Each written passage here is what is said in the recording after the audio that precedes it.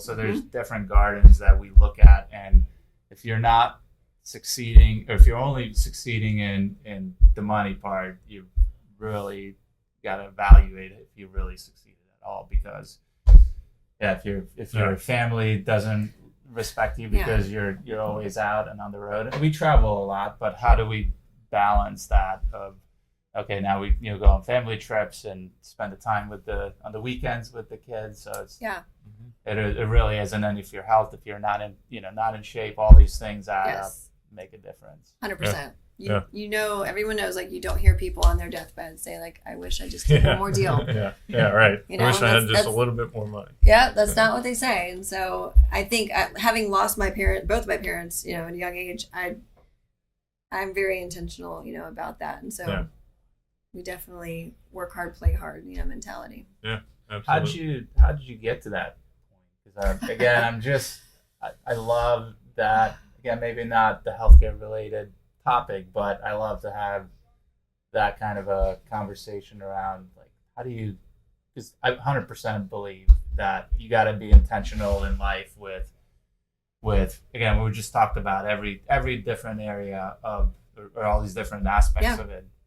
So how did you a lot of trial and error. So a lot of doing it wrong. And, a lot of, like I told you guys before, I was very prioritizing my career and I loved it. That brought me a ton of joy and felt very accomplished. I also realized my identity was in my job. Yeah.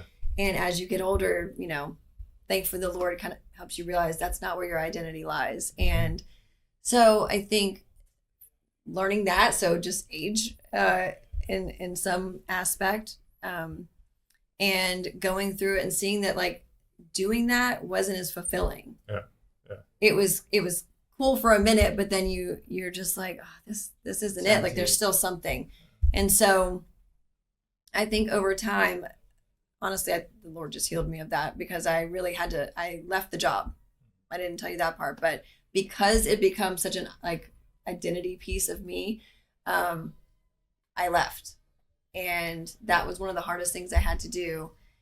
And even knowing this, like, they didn't know I was going to leave. And I worked directly for the CEO, and he came in one day and he's like, hey, you know what? I feel like you need to make more money. I'm going to give you a $50,000 raise. And I was like, what? Like, who does that?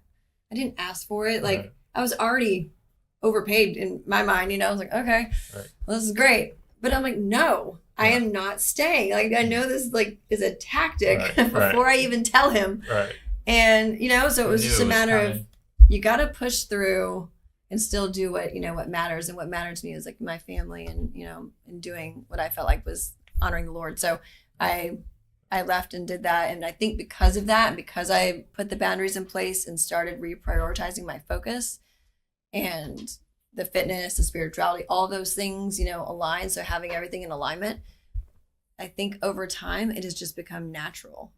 And people on my team now will be like, but how do you not, like, stress about this? And I'm like, it'll be fine. Like, it's going to work out. Yeah, well, but, like, I'm going to take the day off tomorrow because of, my kids are singing at chapel. So I'm going to be there. Like, I'm going to schedule that meeting around it, or you guys can be there and call me, or, if it's an important client, obviously we'll make exceptions. But generally speaking, kids, a family is the most important. I'm going to be there. But I have, found a way to where my clients don't suffer, but neither do my kids. And so I don't want it to be a time where, because you get one shot with the kids. And I just don't want it to be where they look back and they're like, thanks, Mom. Like, wish you had been around like everybody else's moms or whatever. And, that's heavy as a mom, just because you look around and you see the kids that their moms are home all the time and they're with them. And so you're like, it's hard.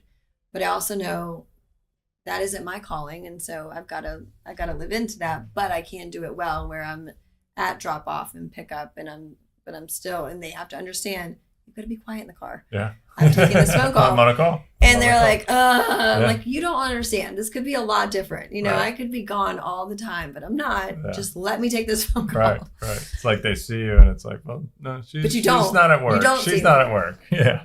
But that doesn't go till, 7 p.m. or 8 p.m. There's a cutoff. There's a cutoff. And I think it goes back to, being deliberate about your time. This is the time that I'm going to dedicate to work, and this is the time I'm going to dedicate to family, whatever it may be, right? And being deliberate about that time helps when, it's time to cut it off. It's like, hey, I've done everything I've needed to do, do.